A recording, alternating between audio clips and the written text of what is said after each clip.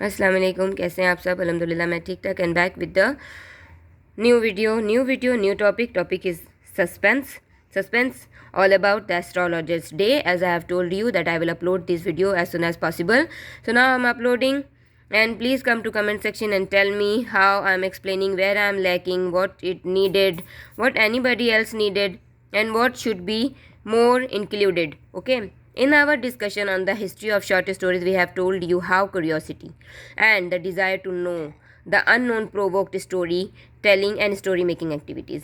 ठीक है, हमारा जो भी प्रीवियस डिस्कशन हो चुका है हिस्ट्री पर, शॉर्ट स्टोरीज़ की हिस्ट्री पर, तो हमें ये बताया गया है कि क्यूरियोसिटी कैसे काम करती है, क्यूरियोसिटी को कैसे बनाना चाहिए कहानी लिखते हुए कि रीडर जो है वो क्यूरियस हो टू रीड मोर देन मोर.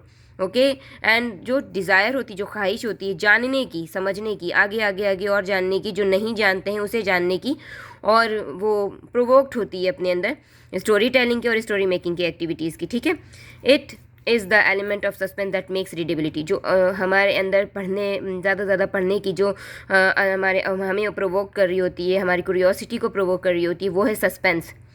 कहानी की सस्पेंस ही होती है जो हमें पढ़े जाने के काबिल बनाती है. ठीक है, पढ़ने के काबिल बनाती है किसी भी स्टोरी को, ये बोला जा सकता है. Readability is of prime importance in a good work of art for Narayan. ठीक है, रीडेबिलिटी जो है वो पहली अहमियत की हामिल है, अवलीन अहमियत की हामिल है, सबसे पहले अहमियत की हामिल है. किसमें? नारायण के कामों में, नारायण के बहुत ही अच्छे कामों में. नारायण ने हमेशा अपने कामों में सस्पेंस को पहली अहमियत दी है, ये भी कह सकते हैं. आर के नारायण की बहुत ही ज़्यादा और भी कहानियाँ जो हमें मैट्रिक में भी पढ़ने को मिली हैं, आईए में भी मिली हैं, एंड हमें इसमें भी मिली हैं, मास्टर्स में भी. And suspense is one way of retaining the readers interest. और सस्पेंस है ही, और सस्पेंस ही वो वाहिद तरीका है जिससे बरकरार रखी जाती है, बाकी रखी जाती है रीडर के इंटरेस्ट को, रीडर की तवज्जो को. ठीक है, by way of the personal life और past history of the astrologer. अगर एस्ट्रोलॉजर की पर्सनल लाइफ को और उसकी माजी की ज़िंदगी को, उसकी पिछली ज़िंदगी को देखेंगे या पढ़ेंगे या जानने की कोशिश करेंगे. All that we are told in the beginning of the story. हमें बिल्कुल ही ये बताया गया है, सिर्फ और सिर्फ ये बताया गया है कहानी के शुरू में, is that he had not in the list intended, कि वो ये ख्वाहिश नहीं करता था, उसकी मर्ज़ी नहीं थी, वो नहीं चाहता था. ठीक है, to be an astrologer when he began life. जब उसने ये ज़िंदगी शुरू की, वो नहीं जानता था कि वह एस्ट्रोलॉजी शुरू करेगा और वो एस्ट्रोलॉजर बनेगा या बनने जा रहा है. ठीक है, वो नहीं चाहता था ये करना. He had left his village without any previous thought. उसने अपना गाँव छोड़ दिया बगैर कोई भी जहन में ऐसे ख्याल राय हुए और प्लान कोई भी ऐसा उसके पास दिमाग में ख्याल नहीं था.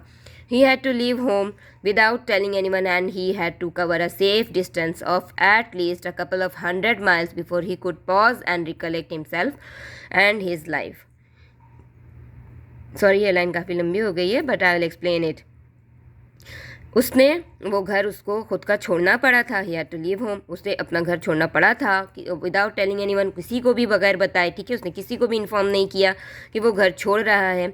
And he had to cover a safe distance. और उसने काफ़ी ज़्यादा सेफ फासला कवर किया था, कम से कम 200 मील का, before he could pause and recollect himself and his life. इससे पहले कि वो ख़ुद को जमा कर सकता और अपनी ज़िंदगी को जमा कर सकता, उसने ये 200 मील का फासला कंप्लीट किया. और क्यों छोड़ा ये हमें नहीं पता अभी तक. ठीक है, वो क्यों उसने ये किया ना चाहते हुए भी, ये भी हमें नहीं पता अभी तक. The distance of 200 miles means something for to a villager. और जो ये फासला है 200 मील का, वो एक देहाती के लिए काफ़ी मायने रखता है. We are also told that astrology was not his family business. और हमें ये भी बता दिया गया है कि एस्ट्रोलॉजी जो थी वो उसकी ख़ानदानी बिजनेस नहीं थी.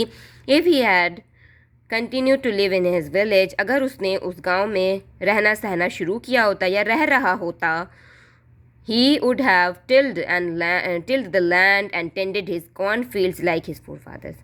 ठीक है, उसने क्या करना था, उसने क्या किया होता अपनी ज़िंदगी में. उसने अपने आबा अजदाद की तरह, अपने दादा परदादाओं की तरह उसने जारी किया होता. और किस बिज़नेस को? खेती बाड़ी के बिज़नेस को, भुट्टे की, मकई की खेत को उसने खेती बाड़ी वही जो उतना किया होता वही वही उसने अपने दादा पर दादाओं वाला बिजनेस उसने कंटिन्यू किया हुआ होता अगर उसने वो गांव नहीं छोड़ा हुआ होता उस रात। ठीक है, सो वेरी सिंपल है paragraph and I will complete this topic as soon as possible, so that's why I have completed this longer paragraph and I think I have make everyone understand completely and very clearly. It has been explained, and if somewhere I am lacking then come to comment section and tell me, and give your like and subscribe. आज के लिए इतना ही, जज़ाकल्लाह।